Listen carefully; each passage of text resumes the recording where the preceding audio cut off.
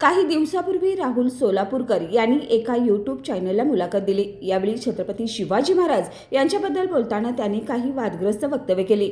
त्यामुळे आता त्यांच्यावर सर्वच स्तरातून टीका होतीये. शिवाजी महाराजांनी औरंगजेबांच्या सरदारांना लाच देऊन स्वतःची आग्र्याहून सुटका केली होती. हिरकणी फक्त कथा आहे अशा प्रकारची वक्तव्य केली होती. याविषयी बोलताना इतिहास संशोधक इंद्रजित सावंत यांनी राहुल सोलापूरकर यांना चांगलंच सुनावलंय. किंवा महाराज आग्र्याहून सुटले, मिठाईचे पेटरे काही नव्हते, चक्क लाच देऊन आलेत महाराज आणि त्यासाठी किती हुंडा वटवल्यात याचे सुद्धा पुरावे आहेत.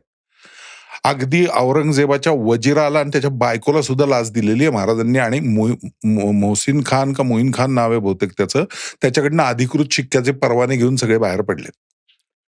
स्वामी परमानंद 5 हत्ती घेऊन शेवटचे गेले, त्याच्या परवान्याची खूण सुद्धा आहे अजूनही. काही महिन्यांपूर्वी वाघनख आणि आता छत्रपती शिवरायांच्या आग्र्याच्या सुटकेवरनं अभिनेते राहुल सोलापूरकर यांनी वादग्रस्त वक्तव्य केले. कसं बघता याच्याकडं? काही पुरावे आहेत का त्यांच्या या वक्तव्यात?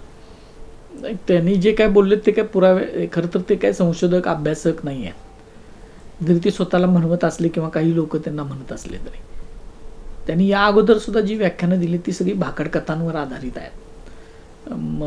ज्या पद्धतीनं ते त्या व्हिडिओमध्ये बोलतात की गंमत म्हणून सांगतोय. शिवाजी महाराजांचा इतिहास हा काही गमतीचा भाग नाही आहे. तो गांभीर्यानं लिहायचा बोलायचा विषय आहे. आणि आग्र्यावरून सुटताना शिवाजी महाराजांनी लाच दिली आणि महाराज निसटून आले, हे जे काय ते बोललेले आहे ते अत्यंत चुकीचं आहे. शिवाजी महाराजांचा आग्र्याला जाणं आणि आग्र्याहून निसटून येणं ह्याच्यामधल्या त्यांचा जो प्रवास सोडला, आग्र्याहून निसटल्यानंतरचा महाराष्ट्रापर्यंतचा राजगडपर्यंतचा प्रवास आहे, तो तेवढा प्रवास सोडला तर बाकीच्या सगळ्या गोष्टींबद्दल इतिहासामध्ये डे टू डे रिपोर्टिंग आहे. म्हणजे ते औरंगजेबाच्या दरबारामध्ये, आग्र्याच्या दरबारामध्ये जे काय व्हायचं ते नोंद करून ठेवलं जायचं दररोज. त्याला अखबारात म्हणायचे.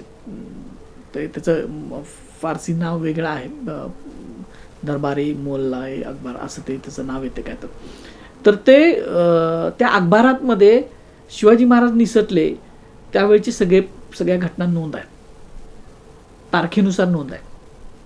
आणि सुदैवानं आपल्या की शिवाजी महाराजांच्या त्या सुटकेबद्दल राजस्थानी रेकॉर्ड्समध्ये मिर्झा राजा जयसिंगाचा मुलगा रामसिंग हा त्यावेळेला जामीन होता शिवाजी महाराजांना आणि त्याचा सुद्धा पारा शिवाजी महाराजांच्यावर होता.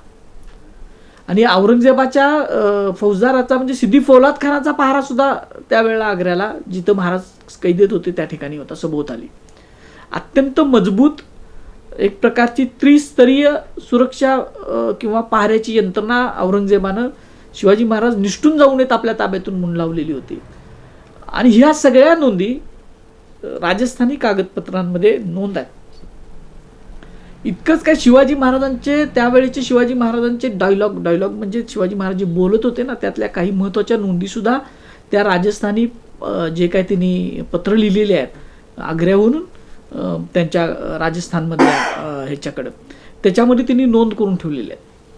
आणि याच्यामध्ये कुठंही शिवाजी महाराजांनी लाच दिली आणि मग ते निसटून गेले असं नाही आहे. उलट शिवाजी महाराज निसटल्यानंतर औरंगजेब कसा बेहाल झाला होता आणि औरंगजेबानं परत रागात येऊन चहो दिशाला कशा पद्धतीनं स्वतःचं सैन्य पाठवलेलं होतं, म्हणजे शोध पार्ट्या ज्याला म्हणतो आपण, शिवाजी महाराजांना पकडण्यासाठीच कशी फरमानं पाठवलेली होती, या सगळ्या नोंदी आपल्याला उपलब्ध आहेत.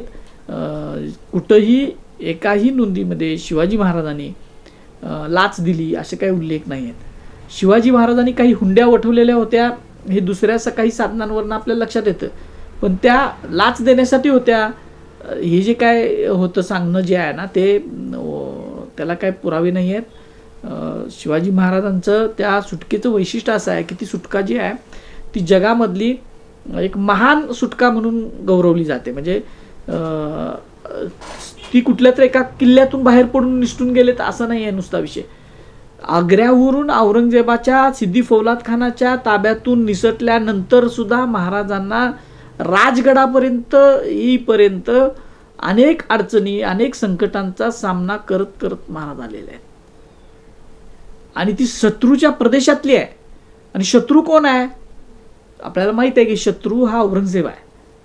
ज्या औरंगजेबानं स्वतःच्या बापाला, शहाजहान हा भारतावर राज्य केलेला राजा आहे त्यावेळेला, त्या शहाजहानला त्यानं कैदेत ठेवलं आहे. आग्र्याच्याच कैदेत तो होता किल्ल्यामध्ये. तो निसटू शकला नाही औरंगजेबाच्या ताब्यातून. आणि शिवाजी महाराज निसटलेत.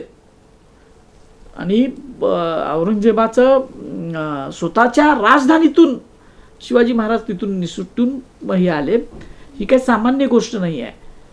ही गोष्ट शिवाजी महाराजांचे जे अनेक पराक्रम आहेत त्याच्यामधले सर्वोच्च पराक्रम ज्याला म्हटला पाहिजे अशा पराक्रमात गणली जाणारी ही गोष्ट आहे. आणि त्याच्याबद्दल ते लाच देऊन सुटले आणि हे हे सगळं चुकीचं आहे. लाच देणं घेणं या दोन्ही गोष्टी आजच्या भाषेत तर गुन्हा आहेत. आणि इतकं औरंगजेबाचं प्रशासन, औरंगजेबाचं यंत्रणा कमजोर नव्हती. ते महाराज होते म्हणूनच दिसून आले. शंभूराजे सुद्धा, शंभूराजांसह वर्तमान महाराज परत आलेले आहेत. म्हणजे सगळे शंभूराजे सुद्धा होते. दुसरं कोण असतं तर त्याला ते शक्य झालं नसतं. कारण त्या शहाजहानला शक्य झालं नाही, त्याच्या स्वतःच्या बाळा त्याच्या औरंगजेबाच्या शक्य झालं नाही. ते शिवाजी महाराजांनी करून दाखवलं. आणि ह्याच्या विषयावर गमतीनं काहीतरी बोलणं, गंमत म्हणून बोलणं काहीतरी पॉडकास्टमध्ये किंवा ह्याच्या विषयावर हे अत्यंत चुकीचं आहे. आणि त्या सोलापूरकरांनी ती शाहू महाराजांची त्यांनी भूमिका केली म्हणून ते महाराष्ट्राला ओळखले गेले. नाही तर ते अभिनयसुद्धा त्यांचा कितपत आहे याच्याविषयी शंका आहे. तर त्यांनी शिवाजी महाराजांच्या या पराक्रमाबद्दल जे आक्षेपार्ह विधान केलेलं आहे, जी इतिहासात नोंद नसणारी माहिती लोकांपुढं चुकीच्या पद्धतीनं मांडली, याच्याबद्दल त्यांनी माफी मागावी असं माझं म्हणणं आहे.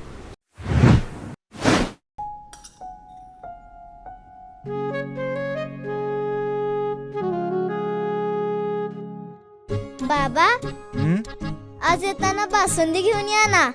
अगं, कालच आपण आईचा वाढदिवस होता म्हणून आणली होती ना. ऐकलं? गोकुळची बासुंदी पुन्हा खावीशी वाटतेय.